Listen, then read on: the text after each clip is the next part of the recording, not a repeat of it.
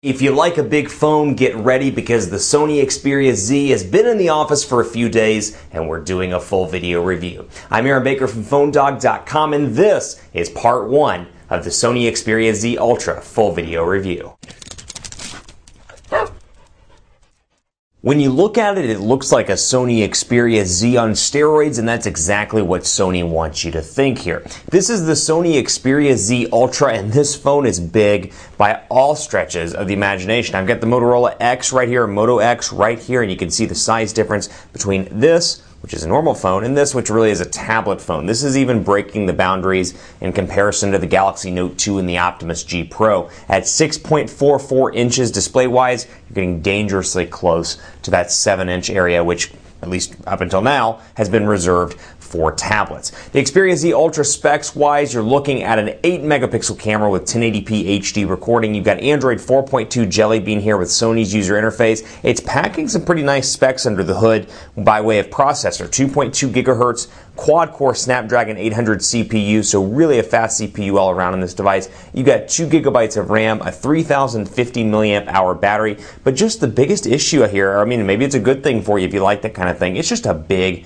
phone. And I've been a fan of the phablet devices. You know that I like the Galaxy Note 2 and the Optimus G Pro. I've carried both as part of their 30-day challenges on the site. I like that form factor. I think it's great in a lot of different ways. This is just pushing it, though, even for somebody that likes that form factor like I do. Before I get too far into this, I want to thank my partners at Best Buy Mobile. They give us devices kind of like this, the Xperia Z, for example, the HTC One, and more, for use in our One-Pawed Bandit giveaway game. When you go into Best Buy Mobile, you'll walk out working. So you may not be able to get this, but later on down the road, when you get your Moto X at Best Buy Mobile, you'll walk out working and get your email, web, contacts, and more set up. So when you walk out the door, you are good to go, thanks to Best Buy Mobile. Xperia Z Ultra here, again, Android 4.2 Jelly Bean running atop this Sony's user interface that you can see here. Not called Timescape anymore, and much faster all around. I found that they've kind of integrated it well into Sony's landscape here from a marketing standpoint, and you still get the same Sony stuff out of the box. You get Walkman, you get things like Sony Select, you get Album and Movies, and we'll go in here and take a look just to see,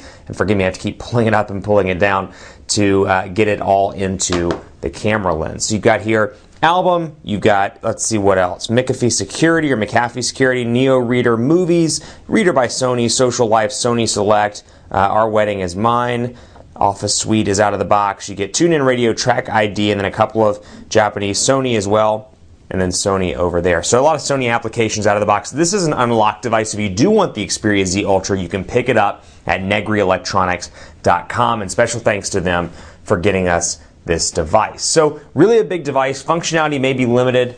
If you want to put this in your pocket, it's going to be tough. Here is the iPhone 5 in comparison, for example, and you can see that the whole phone fits well into the display of the Sony Xperia Z Ultra. Speaking of display, 6.44-inch display here, 1080 by 1920 pixels, so a full 1080p HD display here with 344 ppi.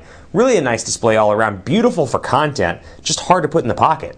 And I think that's going to be hard for a lot of people unless you want to carry this around perhaps as a secondary device and use this maybe when you're at home. So just loading up a quick YouTube video here. I'll load up PhoneDog so you can take a look and see how it looks on the display. And you can see this is going to be great for that type of stuff, be it content creation or YouTube watching. You can see here as it loads up, and I'm on AT&T's HSPA Plus network.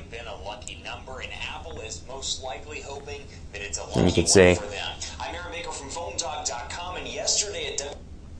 right there what it looks like. So really a nice picture all around. On the back you got your 8-megapixel camera, and this is a thin device. You don't hear two Aarons, you only want to hear one Aaron. Very thin device all around. On-screen buttons here, and you can see 3.5mm headphone jack over on the right spine, power button, volume rocker. So design language very similar to the Xperia Z we saw at CES way back when. Micro SD card slot here. You move this to reveal both the micro SD card slot and the micro SIM card slot right there under the flap. And then on this side, you've got an area where you can put a dock.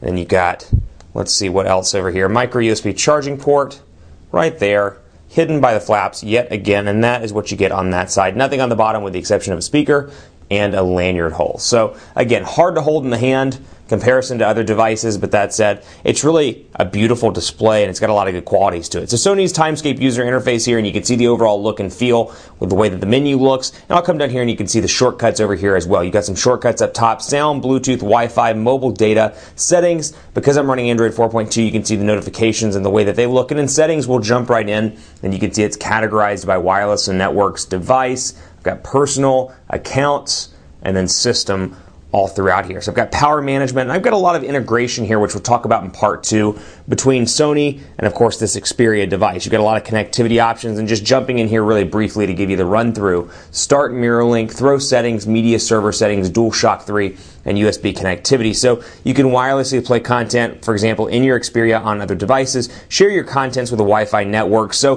Sony's kind of behind the game, at least right now, number one on carriers in the US, but perhaps more importantly on really hyping up that ecosystem that Apple and Samsung have done such a good job at. I mean, Sony's got the TV ecosystem, they've got the PlayStation ecosystem, and you're starting to see that ecosystem filter its way into their mobile space, and I'd like to continue to see that as we move on. And we'll jump right into email so you can take a look at the keyboard here on the 6.44-inch display. So here is the Xperia keyboard, and it looks a lot like the Xperia Z that we've seen, obviously, from the previous device. No real changes here. You do have the swipe option built in out of the box, so you could say, "Hey there, how are you doing?" by swiping, or you can type. And I should point out, on this international version, you've got a couple of different keyboard options as well, including international Xperia keyboard for handwriting, and then the Xperia Chinese keyboard also. International, you can pick this up through Negri Electronics, again at negrielectronics.com. But another thing I really like that's brought over from the Sony Xperia Z, these little quick applications down here at the bottom. Now when I click on it, for example, you'll see Gmail pop up, and I can go ahead and say priority inbox, for example. And then it should load up. Let's see, maybe I don't have anything in that inbox. There we go. So you can see this, and I can move this Gmail around on the screen and multitask as I see fit. So I can continue to move through everything, and then I can just go right here and it brings me right into Gmail behind the scenes. So I've got that option. And that's with Gmail, that's with a bunch of different things. Again, we saw this on the Xperia Z. I can use Calculator, for example, so it brings some level of multitasking to the Xperia Z Ultra. Boom. I can go and get rid of it if I want to. And I can add stuff as well just by clicking right here and adding applications from the Play Store or widgets as well. I can turn those into small apps and bring those down here into the menu. So I do like that feature a lot, and it's right here with the recent applications, which I can conveniently close out as well. Stick around for part 2. We'll talk about the camera, we'll talk about speed tests, and we'll talk about whether this device is worth the money, not just for bringing it in unlocked, but is it worth it in general for the size? We'll find out in part 2.